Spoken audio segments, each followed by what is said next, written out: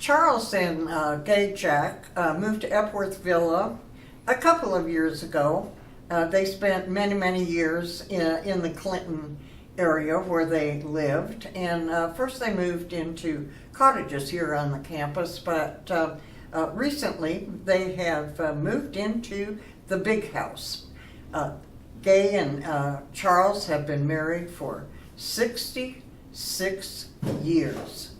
And they have worked together, played together, and traveled together. And they traveled, I guess, together about 17 years and enjoyed it. Charles has proudly served in the military, in the Air Force, which we'll get to in our interview. And he also has been an entrepreneur, and he has run his own company. So I'd like for you to get acquainted with Charles, so let's get to our interview. Charles, where did you grow up? Where were you born and where did you grow up? Okay, I grew up in a place that probably nobody heard of except the people around it. It was Piney Flats, Tennessee. That also happened to be the hometown of Tennessee Ernie Ford. He was noted for living in Piney Flats is a small country town close to Bluff City and Bristol, Tennessee. Oh, Tennessee. Okay. So you grew up in Tennessee. Yeah. Went to school there. My family moved to Elizabethton, where my dad took a job at a plant that made nylon and rayon material. They used it during the war for tires and parachutes and stuff. He also worked in a lot of chemical, and he later got cancer and died. Oh. He died at age 66, and it's a shame that back then they didn't monitor that stuff. No, they very didn't have good. the medicines for treatment Right. either. So after high school, I know you're very proud of your time in the service. And after high school, you joined the Air Force, Yeah. right? Okay. Talk about that time in your life. I got kind of smart aleck, and I had interest in everything except high school, so I dropped out as a senior. My little girlfriend that I had at that time talked to my teachers, and they said if I would come back, they would make it so I could graduate. My thing about quitting then was I wouldn't graduate. But anyway, I didn't go back, and I had a friend that was in the Air Force, so he told me about the Air Force, so I decided to join that. I was 17 years old. Smart aleck like most kids, and having problems with my mom and dad, them raising me. They were probably glad I went in. It took the pressure off of them. But anyway, I fit pretty good in the Air Force. I ended up staying 21 years. The reason for the odd amount, I accepted a promotion in my 20th year that required 2 more years. And after I got into doing that, I could ask for a waiver for the 2 years. And I did that, but they didn't give it to me. But anyway, I got to come back. I was over in Thailand, and I got to come back early because they were moving everybody out. It was during the time when they were just quitting their. Well, you were in helicopters, right? Yes, You hadn't mentioned. I was a helicopter flight engineer, And you ask maybe what the flight engineers do. They do all of the mission planning about the weight, the fuel, everything about the helicopter. I advised the pilot if he was running low on fuel, whether to in-flight refuel or land at a base or do what. I kept exact what he asked me any time during the flight, what's our weight now? I could tell him. That's the weight of the whole helicopter and all the load in the thing. Did you? I also worked a hoist when we went to pick somebody up. I worked a sling if we used a sling to pick up a big heavy load. So you received some awards. Yes, I did. All right.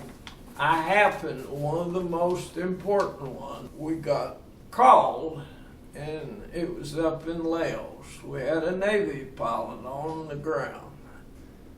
And I was actually flying with the squadron commander, was a colonel. Well, we went up there, and I was the first guy to see this Navy guy. He was standing down on the ground looking up at me, waving his hands. He was ready to get out there. There was a lot of shooting going on the ground. Well, the shooting got pretty heavy, and I was standing in the door to run the hoist down. Told the pilot he better pull out or we're going to be on the ground with that Navy guy, because the bullets were flying through our helicopter like flies. And I didn't get hit, but the PJ standing behind me on the other side of the helicopter, he got hit, and the co-pilot got hit, was pretty bad because he lost enough blood, he passed out. I climbed up in the cockpit and pulled him out of his seat, and the PJs doctored the co-pilot and gave him an IV and everything, got him awake again.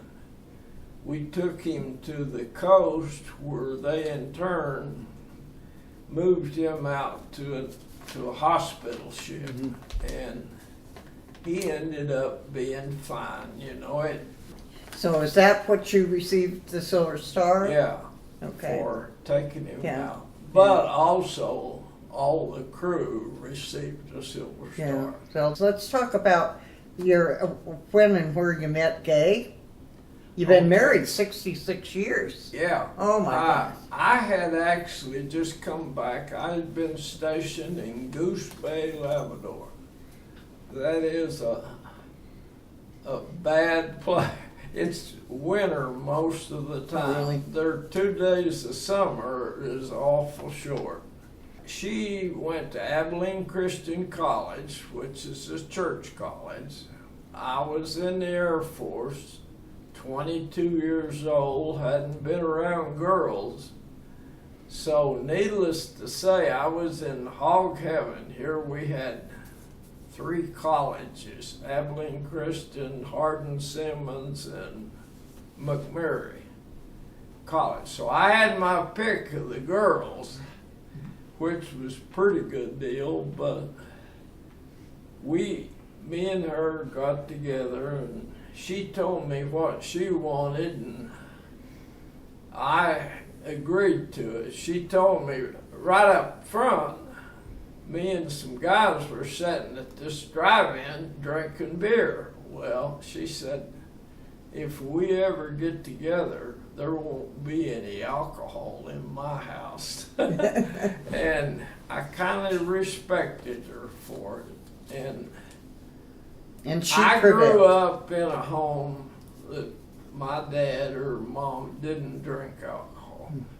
She was the same way. Her mom and dad. So we were pretty well matched, and she followed me. I had, at that time, I only had 4 years in. That's the first enlistment. So we got married, and she traveled with me to all the bases till we finished. The first one after we married, I went to Great Falls, Montana. We done missile supply and support for the missile silos. Minuteman, they called them. And then when I got there, I just barely got warmed up, and they shipped me to Tucson, Arizona. So I went from cold to hot. Mm. And Well, when you got out, where were you then? I come back from Thailand. I was stationed in Thailand. I was a ranking enlisted man, so I was in charge. And the operations officer, I worked direct for the operations officer. He come in one day and he said, "Do you have any guys that has their orders but hadn't got a port call set up? That's when they catch the airplane come back." I said, "I do." He said, "Well, you can go home early." Boy, I was tickled to death. I had it lined up where I was going to go to Hong Kong, China. I'd never been to Hong Kong, and I was going to go there and do some shopping, but I didn't get to go. I went home, and I got home, and I got a message, and the message says, "Do not sign in, go straight to Albuquerque, New Mexico." That whole helicopter outfit was going to move from Hill Air Force Base in Utah, going to move to Albuquerque, New Mexico. Well, I had over 20. If you have over 20, you can get out. But I had to have a waiver on that 2-year commitment, so they put in for a waiver and they okayed it, and they let me out after about 3 months. And Gay and I decided to go to Clinton, where Gay's folks lived there, and they were getting on up in years. And her dad owned a couple of coin-operated laundries and a ladies' dress shop. Well, he said, "I'll sell you one of those laundries." Well, I bought that, and I didn't like it. There were people in there trying to tear it up faster than I could fix it. I kept it a couple of years and sold it, but meanwhile, the house we lived in caught on fire one Sunday morning. We were going to church and didn't know it, and I was over in the hospital to see Gay's uncle, and somebody come in the hospital and hollering for me, running up and down the hall, and they said, "Your house is on fire." Oh, that was a blow. Well, come to find out, something happened between my son's aquarium that he had fish and stuff in his room. The leg got on a piece of the wire along the edge of the carpet, and they have tack strips there. And that tack, because the leg of his aquarium mashed that carpet down, got into a tack nail, and it sparked and got a fire going in that carpet. Well, our house wasn't hurt real bad, so we got it repaired and refinished. And Gay was never happy. she said, I smell smoke. I smell smoke. I said, I had bought this piece of property. We built a house out there, and it had an old Quonset building. And I'd sit and look out the kitchen window at that Quonset building, and I didn't like that laundry. So I said, I think I'm gonna try to put some kind of business in there. Well, so happens, when I was in Great Falls, I worked for a guy that had a boat shop, boat repair. Well, the people in the boat business wanted to overload me with inventory, so I said, no, I'm not gonna do that. Well, I found out that RV parts, I could get any amount I wanted. Well, I got into RV parts. And I operated it a short time, and the oil boom popped up. That meant workers coming from everywhere. And I started, business just went wild. And Gay worked in the office and selling the parts, and I sold RVs and run the shop where we worked on them. So you sold the vehicles and the parts for the vehicles? Yeah. Okay. Yeah, and we just loved it. And most of the people there were glad to have a business like that. There was the closest thing to Amarillo.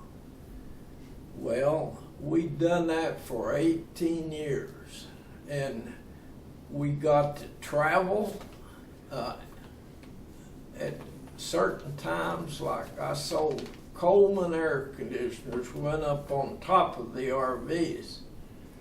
Well, if I bought like 50 Coleman air conditioners, they give me a trip, say, to Greece or England or somewhere for a week. Well, Gay didn't get to go anywhere when I was Air Force, because everything was Vietnam, Thailand, places that she couldn't go. Well, we loved that traveling, and we took advantage of the trips.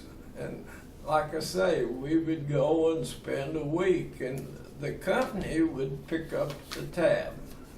Well, that made it even better, you know. Things slowed down a little bit, and I said to her one day, I said, do you want to sell this stuff and, you know, take off and travel some ourselves? Everybody, all of our customers kept telling us, don't wait too long. Don't wait too long. If you get too old, you can't do the trips later on. Well, one of the last motorhomes we bought for ourselves. And the first time we took a trip, we went to Tucson, where we had been stationed for 5 years. Well, Tucson had what they call a fam camp. We could stay in that on base for like $10 a night. It was way cheaper than anything else. And we knew people there in Tucson that we knew when we were stationed there. And it just worked out great. We loved it. And we started expanding and going different places. I had a friend that just got an RV, and he was living up in Casa Grande. That's about 40 miles north of Tucson. We went up there one day and had lunch with him. Well, it was out on the patio around the swimming pool. And after that, the park had an 18-hole golf course. We played 18 holes of golf. I said, there's not much here that I don't like, you know. And I said, let's move up here. Well, we thought it might be a little too expensive, but it was all right. We loved that, and we went there for 15 years. Oh. It was one of the, not the last, but it was towards the end of my staying in a motorhome. Yeah. Went to that same place every winter. That was January to March, I think it was. And then in the summer, we'd go to Colorado. We started going to South Fork, Colorado, and lots of kids, lots of everything. We loved that lifestyle. And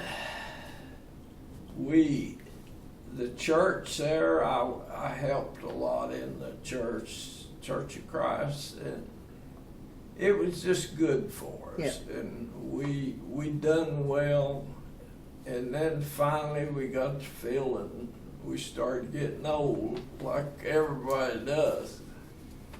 In 2018, I decided to sell my motorhome, which I hated too dearly, but I sold it. And then I had bought a lot in Colorado, and I sold it too. So we basically got out of the RV business in 2018. And we were again getting old, and things were a little bit harder, but we had a wonderful time. I know my wife had a girlfriend that she said, well, when I go somewhere like that, I like to go first class. Well, I told my wife, I said, when you're driving around in a $400,000 motorhome, you are first class.